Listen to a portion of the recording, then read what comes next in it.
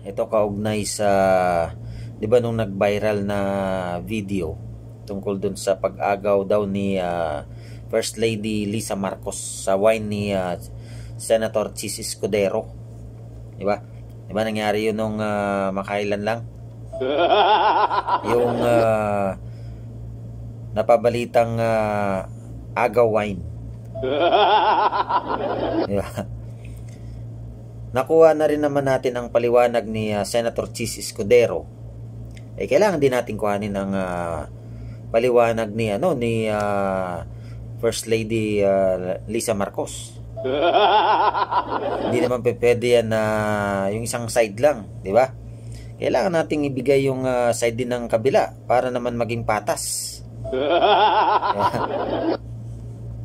Ang ano lang kasi doon, di ba? Paano na lang kung nainuman na yun ni Senator Chis Escudero, yung wine na yun, edi nagkahalo-halo na. Yun ang doon, matindi. Pero ganun pa man, ito ang naging paliwanag ni First Lady Lisa Marcos, Basahin natin, When Chis saw me, English to he said, "Wow, believe din ako sa'yo. May energy ka pa after standing and smiling for over an hour. I'm sure you could use a drink." Mahaba daw, mahaba. Kasi makikita mo doon, nakikipagkamay siya nung umpisa sa mga bisita. Kasama si President PBBM. So, yun ang sabi ni Senator Chis. Para bang sabi nga niya sa halos isang oras na yun, siguro parang inalok. Ang sabi kasi parang inalok daw Inalok nga ba?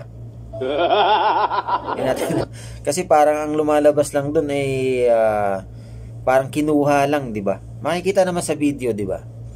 Ngayon, yun ang sabi ni First Lady Lisa Marcos, yung kinausap daw siya ni Senator Chis Escudero na at ang isa pang sabi doon, tumawa lang daw si First Lady Lisa Marcos doon sa sabi ni Chis, at ang sabi niya ay, "You bet." And so I mischievously got his glass of champagne, took a sip and told him, "Ew, hindi naman malamig ang champagne mo." Nako. Talaga si Senator Chis, nag-alok, hindi pala malamig yung champagne. Di man lang nilagyan ng yelo muna para matuwa sana si First Lady. Talaga naman si Senator Chis, dapat pag nag-alok kay yung maganda para hindi ka na makakarinig ng kung ano pa.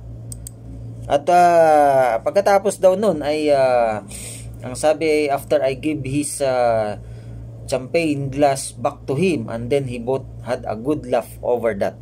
So parang katuwaan lang din naman pala.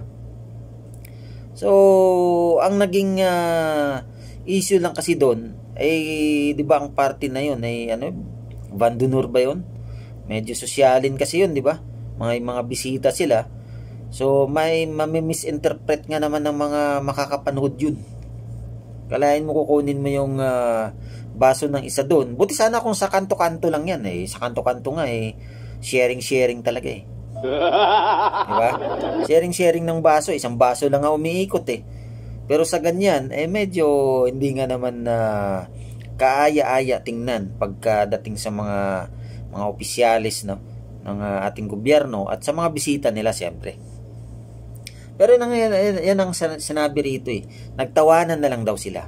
Magandang yan. At least nakita natin ang pahayag ni First Lady na kumbaga dahil nga magkaibigan daw sila, parang wala lang. So yun naman pala wala lang pala yun. Kaya okay na yan in-update lang natin ito para maging patas tayo dahil nakuha natin yung side ni Senator Chis na pagiging gentleman daw niya yun, kaya niya inalok si First Lady, kung inalok nga naman niya. At ito nga yung paliwanag din ni First Lady Lisa Marcos. Ayan po yan ang update dun sa nag-viral na Aga Wine. Maraming salamat muli sa inyong panonood sa aking malit na channel. Pagpalain nawang bawat isa. God bless everyone.